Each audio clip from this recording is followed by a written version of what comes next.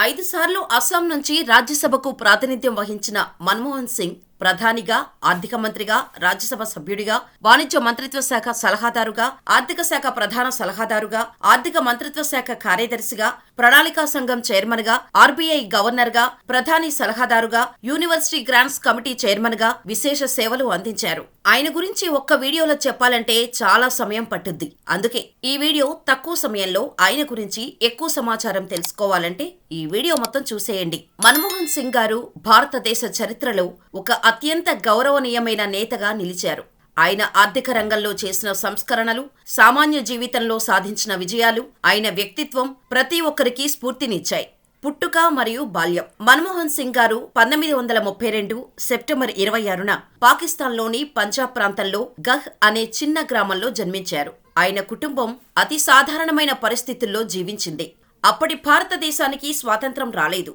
British పాలనలో ఉన్న భారతదేశం ఎంతో కష్టతరమైన పరిస్థితుల్లో ఉండేది. మన్మోహన్ సింగ్ చిన్నతనంలోనే చదువుపై గొప్ప ఆసక్తిని కనబరిచారు. కుటుంబ పరిస్థితులు సామాన్యంగా ఉన్నప్పటికీ తండ్రి మోహన్ సింగ్ మరియు తల్లి అమృత్ కౌర్ వారి కుమారుని చదువులో అడ్డంకులు రాకుండా తీర్చిదిద్దారు.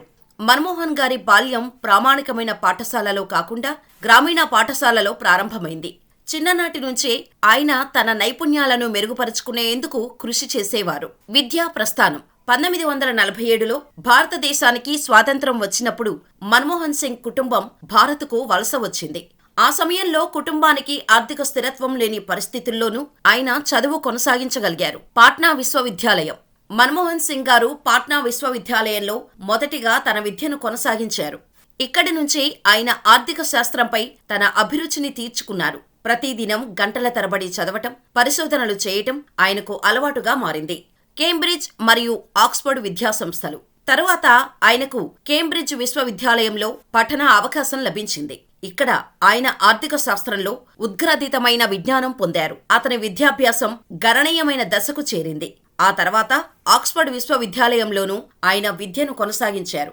ఆయన చేసిన పరిశోధనలు అంతర్జాతీయంగా గుర్తింపు పొందాయి. ఈ కాలంలోనే ఆయనకు ప్రపంచ ఆర్థిక వ్యవస్థపై అవగాహన పెరిగింది. సంకల్పం మరియు కృషి. మన్మోహన్ సింగ్ గారు సాధించిన విజయాల వెనుక ఆయన అచంచలమైన సంకల్పం మరియు కృషి ఉంది. చదువులో ఆయనకు ఎదురైన కష్టాలు, కుటుంబ సమస్యలు ఆయనను వెనక్కి తగ్గించలేదు. ఉదయం నుంచి రాత్రి వరకు అవిశ్రాంతంగా చదువుకోవటం, తనకు లభించిన అవకాశాలను సరైన విధంగా ఉపయోగించుకోవటం ఆయనను అసాధారణమైన స్థానంలో నిలిపింది. భారత ఆర్థిక సంస్కరణల నిర్మాత. విద్యను పూర్తి చేసిన తర్వాత మన్మోహన్ సింగ్ గారు భారత ప్రభుత్వంలో ఆర్థిక సేవల శాఖలో చేరారు. 1991లో ఆర్థిక మంత్రి అయి భారత ఆర్థిక వ్యవస్థను పునరుజ్జీవింపచేశారు. ఆయన నాయకత్వంలో భారతదేశం ఒక ఆర్థిక బలమైన దేశంగా ఎదిగింది. సామాన్య వ్యక్తిత్వం, అసాధారణ విజయాలు.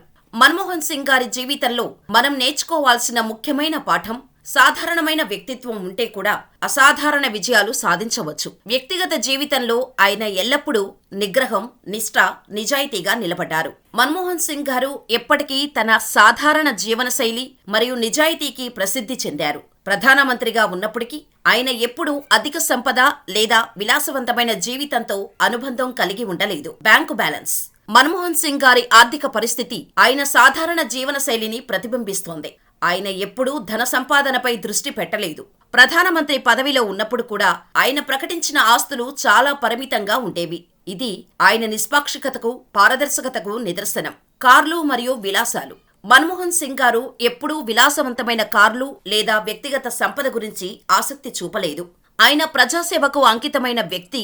వ్యక్తిగత జీవనశైలిలో ఆయన సాదాసీదాగా జీవించారు. అధిక ఆర్భాటానికి దూరంగా ఉన్నారు. తమ కుటుంబాన్ని గౌరవంగా నడిపిన నేత. మన్మోహన్ సింగ్ గారు తన జీవితాంతం విలువలతో జీవించిన నేత. ఆర్థికం, కీళ్ల భవనం, లగ్జరీ కంటే ఆయన ప్రజాసేవను ప్రధానం చేశారు.